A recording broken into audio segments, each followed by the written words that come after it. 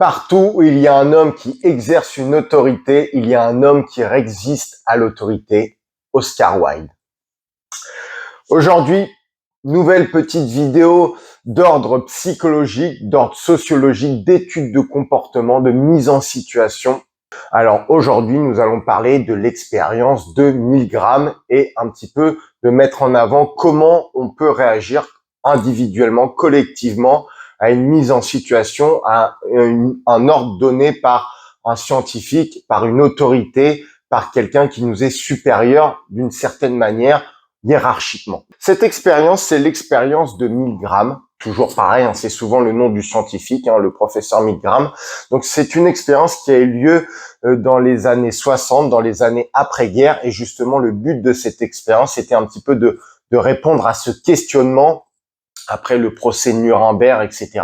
Et comment des gens comme vous et moi, des personnes plutôt lambda, jeunes adultes, pères de famille, mères de famille, comment tout un peuple avait pu répondre à l'autorité, à la barbarie des nazis, des SS, comment certaines personnes qui, sur le papier, pouvaient paraître gentilles, pas d'une violence, pas d'une brutalité extérieure marquée, comment voilà certains avaient pu répondre, avaient pu exercer d'une certaine manière une si forte douleur sur un peuple, comment certains avaient pu opprimer autant, avaient pu accepter autant de choses venant d'ordre supérieur, parce qu'on s'est rendu compte que lors du procès de Nuremberg, la réponse de beaucoup était « je n'ai fait qu'obéir aux ordres », et donc justement Milgram s'est dit « mais comment ça, comment on peut simplement dire j'ai répondu aux ordres ». Donc ça a été un petit peu le but de cette expérience.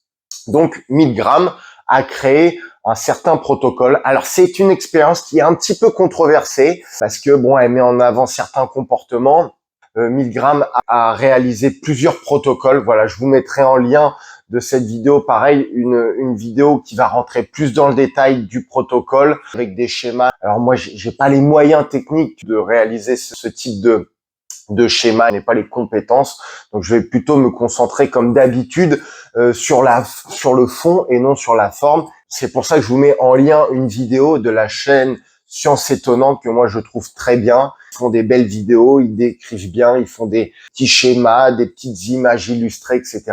Ou pour les gens qui sont un petit peu plus visuels, ça leur parlera sûrement plus, ils seront plus à l'aise en ayant un visuel. Alors, ce protocole de l'expérience de Milgram, il est assez simple. Sur le papier, c'était une expérience qui s'est déroulée aux États-Unis, à l'université de Yale. Et donc, Milgram a fait circuler dans les journaux, par les moyens de l'époque, la radio. Il a invité des gens à se présenter à l'université pour réaliser une expérience. Et donc, on faisait venir les gens sous un prétexte un petit peu fallacieux. En fait, il y a deux personnes qui arrivaient. Donc, la personne testée et un comédien qui, lui, était au courant de l'expérience, qui était souvent un étudiant qui connaissait l'expérience et qui allait jouer le rôle du comédien. Mais la personne testée ne le savait pas. Elle arrivait, elle voyait une autre personne arriver. Et en fait, on leur décrivait un petit peu le rôle, le principe de l'expérience. Donc, la personne testée allait être en présence dans une pièce, allait être avec un scientifique, donc en blouse, voir comment on réagit lors d'ordre donné par une autorité. Et là, on mettait une personne en blouse. C'est pas moi qui fais les protocoles, c'est pas moi qui réalise les expériences. Moi, je ne fais que relater les faits pour mettre un petit peu un statut à la personne, pour lui incarner un certain rôle, une certaine vision qui nous est inculquée de manière globale par les différentes sociétés dans lesquelles nous pouvons vivre. Quand on a une personne en blouse, et je vous réfère à la vidéo justement sur le syndrome de la blouse blanche, mais bon, c'est pas le thème de la vidéo, là on va rester sur Milgram. C'était un scientifique et qui était en blouse, il y avait un certain statut, qui avait une certaine hiérarchie dans l'inconscient collectif. La personne testée était dans une pièce avec donc le scientifique en question, devant des écrans de contrôle. Voilà, on a fait vraiment les choses de manière réaliste, et donc devant lui plusieurs boutons à actionner. Et chaque bouton envoyait un voltage à la personne, donc au comédien, mais la personne testée ne savait pas que l'autre était un comédien. Et donc le comédien, lui, était donc envoyé dans une autre pièce. Les deux personnes ne se voyaient pas, mais par contre, elles s'entendaient. Elles étaient juste reliées par le son, par un système d'enceinte et de micro. On envoyait le comédien dans une autre pièce Et petite particularité, c'est que avant de commencer l'expérience, le comédien disait alors juste, je vous le précise au cas où, j'ai des problèmes cardiaques, voilà, je suis un petit peu sensible au niveau du cœur. Et là, les personnes présentes disaient non, non, ne vous inquiétez pas, il y aura pas de souci à ce niveau-là. Le comédien partait dans sa pièce et dans sa pièce, il était donc attaché sur une chaise et relié à des électrodes. Et en fait, voilà, c'est un petit peu ça qu'on va mettre en avant et c'était un petit peu ça qui était testé. C'est jusqu'où l'humain est capable d'aller, quelle douleur il est capable d'infliger à une autre personne sous l'impulsion d'ordre d'une hiérarchie, d'une personne supérieure d'une certaine manière. La personne testée donc était avec le scientifique, l'expérimentateur, devant sa console centrale, beaucoup de boutons, etc. Et notamment des boutons qui allaient d'un voltage de 1 volt à 450 volts. Donc sachant que à partir de 100, 130 volts, ça commence à quand même être assez inconfortable. Alors à savoir que ce n'est pas le voltage qui va vous tuer, c'est l'ampérage, le voltage, le courant en volts, ça va être douloureux, mais c'est surtout l'ampérage qui peut avoir des risques sur votre santé. On avait le choix de 1 à 450 et en fait, le comédien va avoir une série de questions auxquelles il va devoir répondre. À chaque fausse réponse, le scientifique donnera l'ordre à la personne testée d'envoyer une décharge électrique correspondante. Et plus on avance dans le questionnement, plus la personne se trompe, plus on augmente l'intensité du voltage. Avant de commencer l'expérience, aussi, autre petite particularité, c'est qu'on faisait tester à un seuil de 30-40 volts à peu près, pour qu'il puisse se rendre compte lui-même un petit peu de ce qu'il infligeait à l'autre personne. Le protocole se déroulait ainsi. Alors, je le répète, il y a eu plusieurs variantes du protocole. Voilà, Milgram a vraiment, d'une certaine manière, trituré son expérience de différentes façons. Il a changé différents paramètres. Tout sera bien expliqué dans la vidéo en lien et je vous invite à la regarder. Mais là, je vous relate le protocole le plus connu. L'expérience commence et évidemment, le comédien va faire exprès de se tromper assez rapidement, assez vite dans l'expérience. La personne testée va devoir à chaque fois lui envoyer une certaine décharge et il ne verra pas sa réaction, mais il l'entendra. Et donc, le but du comédien va être un petit peu de jouer la comédie, de crier « Ah, là, ça commence à me faire mal. Ah, mais pourquoi vous me faites ça ?» etc. Comment il réagit justement à la pression, que ce soit vis-à-vis d'une personne dont il est l'actionneur de sa souffrance et comment il réagit aussi à la pression qu'on lui donne vis-à-vis d'une autorité supérieure. En l'occurrence, là, un scientifique en blouse. On augmente et arrivé à partir d'un certain voltage, je crois à partir de 150 volts, il va même rappeler pour accentuer la pression mentale, dire « mais je vous rappelle que j'ai un problème au cœur, pourquoi vous me faites ça? Est-ce qu'il n'y a pas de risque pour ma santé, etc. » Accentuer une fois de plus cette pression en rajoutant à l'équation le phénomène « je vous avais prévenu que j'avais une pathologie cardiaque, vous m'envoyez des décharges électriques, est-ce que c'est bien bon pour mon cœur ?»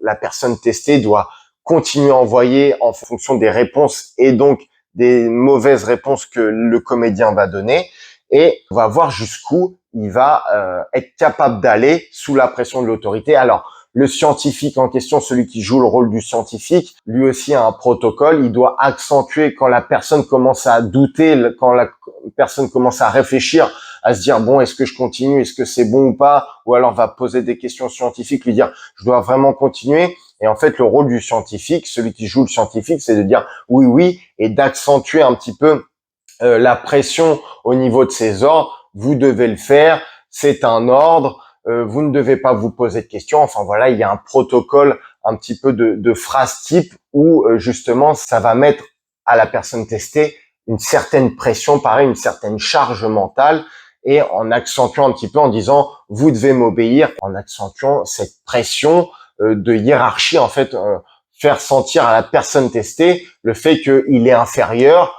Il doit obéir, il doit répondre aux injonctions de la personne qui est supérieure, du scientifique, de la hiérarchie. Et donc, bon, au bout d'un moment quand même, voilà, une fois que le scientifique est arrivé à la fin de son protocole de pression, il va dire « Ok, très bien, on arrête. Vous êtes allé, par exemple, jusqu'à tant de volts, 150 volts, 180 volts. Ok, je note. merci, au revoir. Et une fois que la personne testée a décidé d'arrêter et qu'on arrête l'expérience, on lui dit, on le prévient, c'était une expérience test, c'était pour voir jusqu'où vous étiez capable d'aller. La personne que vous entendiez est un comédien, il n'y a eu aucune décharge électrique, il n'y a rien eu, ne vous inquiétez pas, etc.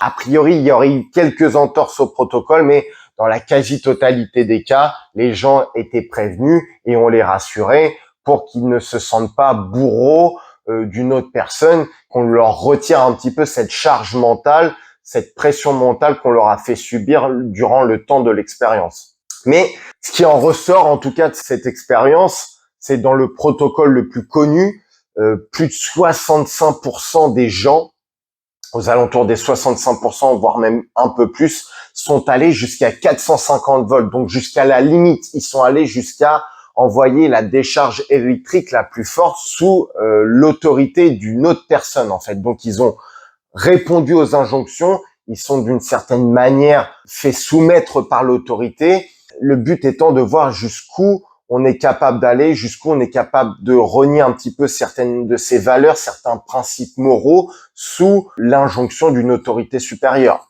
Et 65%, voire plus, sont allés jusqu'au maximum. Alors, en fonction des cas, en fonction des protocoles mis en place par 1000 grammes, ce chiffre a pu descendre jusqu'à 30%, 40%, mais on a quand même eu plus de quasiment 2 tiers des gens qui ont répondu à l'autorité, qui ont accepté une certaine forme de soumission dans les chiffres les plus élevés, et même dans les chiffres les plus bas, on arrive quand même à 1 tiers qui répondent, qui vont jusqu'au maximum, jusqu'à 450 volts. Pour ceux qui pourraient se poser la question, moi, j'aurais pas forcément réagi comme ça. En tout cas, sachez que ce protocole, cette expérience, ces différents protocoles montrent que ce n'est pas un chiffre négligeable. On est quand même dans les cas où le chiffre est le plus faible, on est quand même aux alentours des 30%. Ce qui est quand même assez significatif quand on vous dit vous allez être augmenté de 30% ou une personne a été élue avec 30% des voix, etc. 30%, ce n'est pas rien. C'est quand même un chiffre qui est assez significatif, assez représentatif. Donc voilà pour la brève description de ce protocole et des principaux résultats. On en vient à se poser un petit peu certaines questions. En tout cas, moi, je trouve, quand j'ai appris cette expérience, quand j'ai mis à mon conscient certains principes inconscients qui sont présents chez tous les humains, d'une certaine manière, hein. C'est un protocole qui a été vraiment répété sur des centaines, des milliers de cas, hein. Donc, ça n'a pas été pris sur 4-5 personnes, hein. Ça a vraiment été reproduit sur un nombre assez important de personnes sur plusieurs mois. Alors maintenant, cette expérience est interdite parce que la pression, la charge mentale étant vraiment élevée, mais bon, à l'époque, c'était encore toléré, mais on a quand même pu en sortir quelque chose de cette expérience. Et pour moi, d'une certaine manière, depuis notre plus tendre enfance, on est tous sujets à une certaine forme d'autorité, que ce soit par le biais de nos parents, de notre famille, de l'école, des professeurs, de la société, de différentes personnes de la société qui on a pu donner plus ou moins de pouvoir par rapport aux autres en fonction des métiers. On va pas avoir forcément la même hiérarchie, le même conditionnement qui nous est inculqué depuis tout petit, hein, par rapport aux dessins animés qu'on regarde, par rapport aux livres qu'on lit, par rapport aux séries télévisées, films, j'en passe et des meilleurs, par rapport aux journaux, par rapport à la télé, par rapport à tout ce qui vient à notre inconscient et donc d'une certaine manière aussi à notre conscient, mais plus à notre inconscient. Je rappelle, hein, pour 1 million d'informations pour lesquelles nous sommes conscients, il y en a 1 milliard qui sont arrivés à notre inconscient. Donc toujours cette différence entre nous sommes plus d'une certaine manière inconscients que conscients. Donc nous sommes tous sujets à une certaine forme d'autorité depuis notre plus tendre enfance et à une certaine forme de conditionnement par rapport à nos parents, famille. La société, pareil, va nous inculquer une certaine forme de conditionnement, de hiérarchisation par rapport à tel ou tel métier, telle ou telle profession, telle ou telle personne. Ceux qui diraient non, moi je ne suis pas sujet à quelconque hiérarchie, on est tous sujets à une hiérarchisation par rapport, par exemple, aux forces de l'ordre, par rapport aux scientifiques, hein. C'était le sujet de cette expérience de 1000 grammes, mais ça aurait pu être tout autre personnes expérimentateurs à la place. Hein. On aurait, là c'était un scientifique, mais est-ce que les résultats, on n'aurait pas pu avoir les mêmes résultats, par exemple avec un politique ou avec un policier, un militaire, des personnes de la justice? Il y a une certaine forme de hiérarchie, qu'on le veuille ou pas. Il y a certains métiers qu'on va mettre au-dessus d'autres au niveau pouvoir. Ne soyez pas trop en mode non, moi je n'ai aucun système de hiérarchie au-dessus de moi.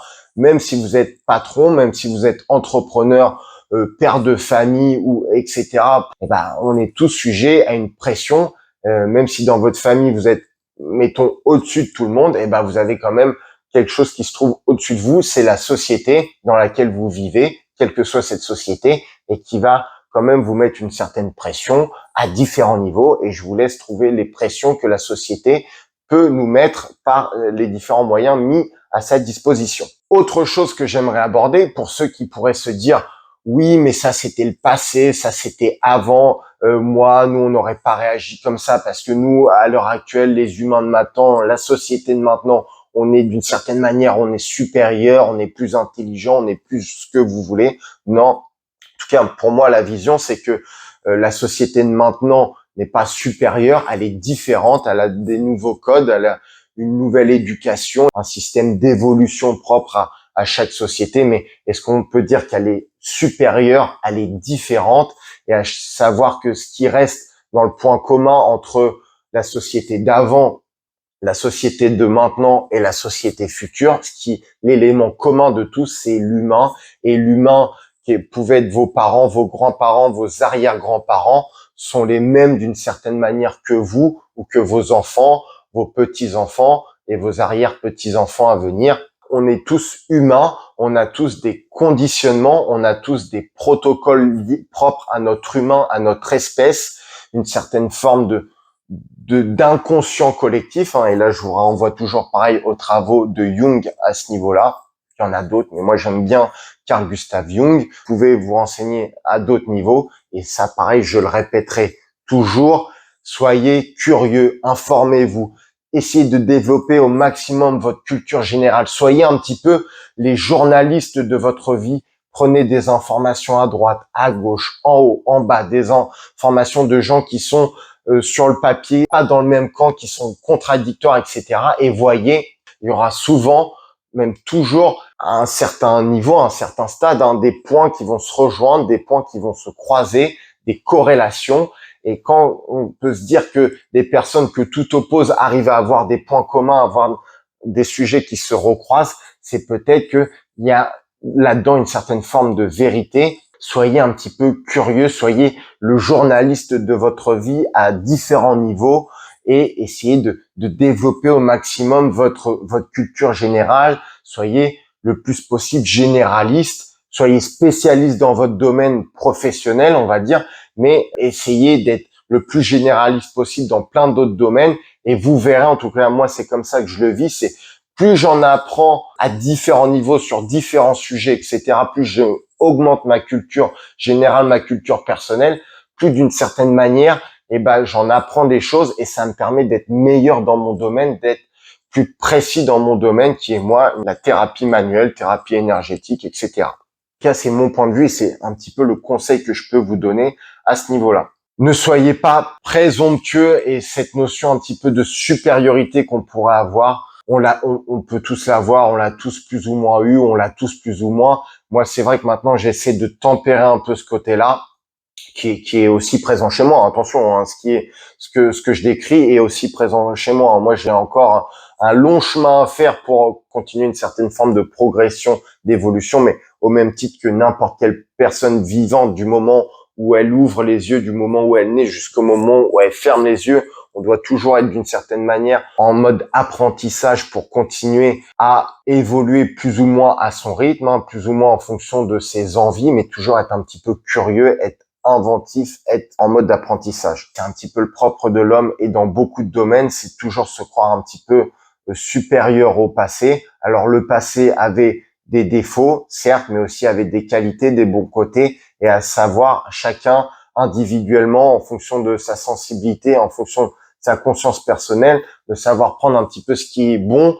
et toujours pareil, d'expérimenter, de tester pour voir ce qui fonctionne pour nous, et ce qui fonctionne pour nous ne fonctionnera peut-être pas pour d'autres, et vice versa. Prenez aussi en compte que, en fonction de votre milieu où vous avez grandi, les sources d'informations qu'on a pu mettre à votre conscient, à votre inconscient, par différents biais, vous êtes tous d'une certaine manière des gens uniques à plusieurs niveaux. Faire attention à cette notion de supériorité. Posez-vous la question des fois, si j'avais eu la même éducation, si j'avais grandi dans les mêmes conditions que cette personne à laquelle je peux me sentir un petit peu supérieur ou pour qui je peux avoir une certaine forme de pitié. Et c'est bon, je trouve, de se poser cette question-là de temps en temps.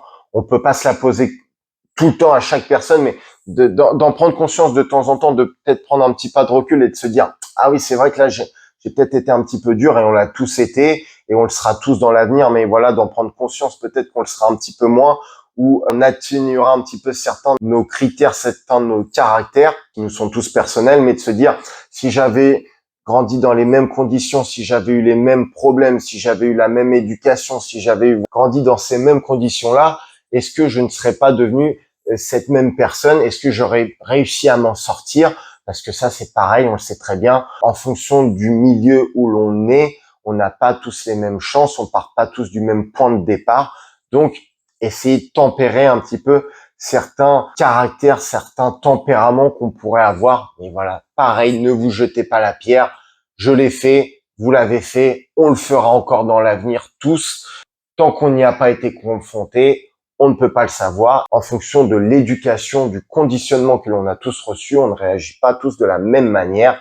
Et en plus, il y a plein d'autres critères à prendre en compte en fonction de sa sensibilité personnelle, son seuil de résistance à la douleur physique, énergétique, émotionnelle ou mentale. On le sait tous très bien maintenant, une douleur émotionnelle, une douleur mentale peut faire tout aussi mal qu'une douleur physique. Et aussi, pareil, ce sera le sujet d'une autre vidéo, une douleur physique, une douleur émotionnelle, à plus ou moins long terme, engendrera toujours, quasiment toujours, tout du moins, une douleur physique. Et pareil, une douleur physique à plus ou moins long terme engendrera toujours une douleur émotionnelle, une douleur mentale, atteindra votre émotionnel ou votre mental et vice versa. On n'est pas forcément obligé d'aller dans des cas aussi graves, mais est-ce que d'une certaine manière, on ne répond pas positivement à des ordres si on juge que oh bah là ça fait de mal à personne, oh là je pense pas que ça fasse de mal, oh bon bah je suis pas vraiment d'accord avec ça, mais oh bon voilà, a priori personne ne va être blessé, personne ne va être en souffrance, atténue un petit peu, mais on y est tous sujets, on a tous répondu favorablement à des ordres qu'on a pu nous donner, même si on n'était pas forcément d'accord. Ça ne rentrait pas dans nos valeurs, dans nos convictions personnelles, dans notre sphère d'acceptation, mais on y a répondu favorablement parce qu'on s'est dit ça ne fait de mal à personne, oh, je pense pas que ça va créer de problème, etc. Donc on y est tous sujets d'une certaine manière, mais il est aussi bon de se rendre compte, tout du moins d'avoir cette vision-là. D'une certaine manière, on vit tous sous une certaine forme de pression pyramidale. Les personnes qui n'ont vraiment aucune pression, qui sont tout en haut de la pyramide, ne font pas partie de la majorité. Autre petite chose intéressante à prendre en compte, quand on parle de hiérarchisation des ordres, etc., si on garde le système pyramidal, c'est que la personne qui peut vous donner un ordre, quel qu'il soit, c'est est-ce que son ordre, il vient pas d'autre part aussi, d'au-dessus? Combien il y a de personnes qui se trouvent au-dessus de la personne qui vous donne des ordres? Quel est le conditionnement individuel de chaque personne? Quelle est son éducation? Quelle est son acceptation à différentes choses? C'est toujours très complexe à prendre en compte parce que c'est toujours pareil, un empilement d'empilement, des poupées russes qui s'empilent les unes dans les autres et à différents niveaux, à différentes échelles, individuelles, collectif, toujours un petit peu cette complexité, mais il est bon de triturer, je trouve, chaque chose, voir de différentes manières, sous différents angles, etc., pour en tirer le plus de choses possible. Tout ordre n'est pas forcément non plus négatif, ce n'est pas tout blanc ou tout noir, c'est toujours pareil, c'est une certaine forme de gris, et même dans le plus noir des noirs, il y aura toujours un peu de blanc, et dans le plus blanc des blancs, il y aura toujours un petit peu de noir, ce fameux principe de yin et de yang me parle très bien. il faut aussi prendre en compte que certaines ordres, certaines injonctions qui peuvent nous être données, toujours pareil, que ce soit au niveau familial, sociétal, professionnel, etc., par rapport aux différentes injonctions, des fois, justement, on s'en rend compte que a posteriori, mais certains ordres, certaines injonctions qu'on a pu nous donner, même si sur le coup, elles n'étaient pas forcément bonnes ou elles nous ont blessés à différents niveaux, elles étaient au final un mode d'apprentissage et ça renvoie aussi à la vidéo et je vous invite à regarder si vous ne l'avez pas vue. Je ne perds jamais, soit je gagne, soit j'apprends. On peut aussi le voir de cette manière-là. Tous les ordres qu'on a ne sont pas forcément pour nous faire mal, pour nous blesser et même si c'est le cas, on peut se rendre compte des fois plusieurs jours, plusieurs semaines, plusieurs mois ou plusieurs années en fonction du laps de temps de digestion, d'intégration propre à chacun. À certains ordres que j'ai pu avoir sur le coup qui étaient à connotation négative, que j'ai ressenti comme ça, étaient au final pour mon bien, pour mon bénéfice, parce que je n'avais pas toutes les cartes en main. J'étais peut-être trop jeune, trop vert, comme certains diront, où je n'avais pas assez de connaissances sur le sujet, assez de compétences dans ce domaine. C'est aussi très complexe, mais il est bon aussi de nuancer, d'atténuer certaines choses. En tout cas, voilà, pour cette expérience de 1000 grammes, voir un petit peu comment on peut réagir à l'autorité, quelle qu'elle soit. On a tous été un petit peu soit bourreau, soit victime. Donc, il est bon d'en prendre conscience, de faire toujours pareil, un petit peu une auto-évaluation, un auto-bilan des situations où on estime avoir été bourreau et des situations où on estime avoir été victime d'une certaine manière pour simplifier les choses, pour marquer un petit peu les choses. Faites un petit peu un auto-bilan personnel de situations que vous avez pu vivre dans votre vie. Le fait d'en prendre conscience, de l'amener à votre conscient par un nouveau biais de lecture, par un nouveau biais de vision. Peut-être que dans l'avenir, vous ne réagirez pas forcément de la même manière si vous êtes à nouveau confronté à ce type de situation ou de situation proche, équivalente, etc. C'est un petit peu le but de ces vidéos, de vous faire prendre conscience de certains principes sociologiques, de certains principes comportementaux propres à chaque homme, à chaque individu, et en prenant conscience, en faisant rentrer à notre conscience des choses inconscientes, et une fois que c'est vu, une fois que c'est mis en lumière, il est dur de ne pas l'intégrer à un événement futur, à une situation future qui pourrait être équivalente ou proche. J'espère que la vidéo vous a plu. J'espère que voilà, j'ai été le plus clair, le plus net. Sachez que ce n'est pas forcément facile, hein. C'est vrai que quand on regarde des vidéos, on peut se dire moi je l'aurais fait différemment, ou il aurait pu parler de ça. Oui, mais ce sujet-là, comme toutes les vidéos, je pourrais le tenir pendant plusieurs, au moins une heure et demie, voire plus, parce que je pourrais intégrer tellement d'autres choses différentes, mais le but n'étant pas non plus de faire des vidéos trop longues, parce que je sais très bien comment ça se passe quand c'est trop long. On n'a pas forcément, ça nous décourage d'entrer quand on voit que c'est trop long. Enfin bref, j'espère que cette vidéo vous aura plu et qu'elle pourra vous servir dans l'avenir. En tout cas, je vous souhaite une bonne journée, une bonne intégration, une bonne digestion et comme toujours, un bon rééquilibrage. Et donc là, conscient, inconscient, à très bientôt. Merci pour votre écoute et comme le dit l'adage, qu'on parle de moi en bien ou qu'on parle de moi en mal, le principal c'est qu'on parle de moi. Donc n'hésitez pas à partager, à liker, à commenter, à interagir avec cette vidéo. Et pour les plus téméraires, vous pouvez aller faire un petit tour sur le Tipeee. Dans tous les cas, je vous dis à bientôt pour de nouvelles vidéos. Prenez soin de vous. Ciao, ciao.